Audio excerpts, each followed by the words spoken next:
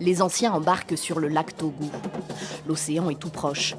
On est ici sur la côte des esclaves qui s'étend jusqu'au Nigeria, en passant par le Bénin. C'est pour être au plus près, spirituellement, de leurs ancêtres déportés et leur rendre hommage que tous sont venus ici. Pour cette libation collective, ou Dunonon Sikode en langue évé.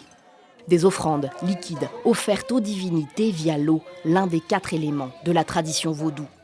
Une tradition qui n'est désormais plus cantonnée au village. Les jeunes urbains reviennent eux aussi au culte ancestral.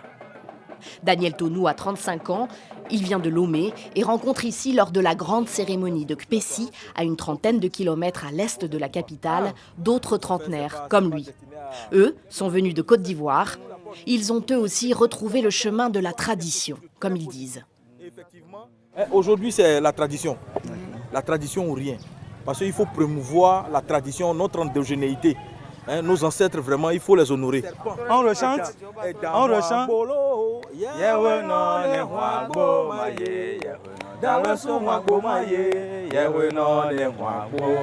La tradition, c'est la nature. C'est le vent que nous respirons, l'eau que nous voyons, la terre que sur nous sommes en train de marcher.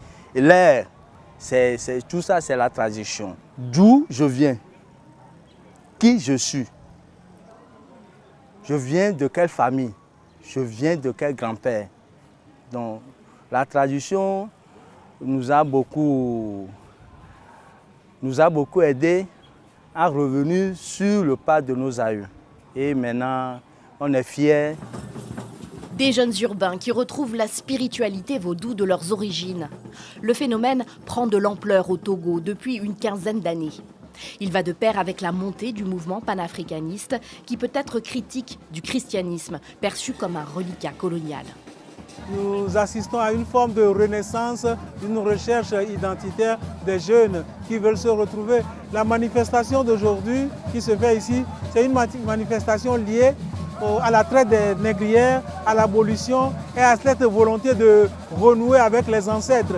Parce qu'on estime que le sous-développement est aussi une question spirituelle, que ces ancêtres qui sont partis à la suite de l'esclavage jouent aujourd'hui sur le développement de l'Afrique et qu'il faut implorer leurs âmes.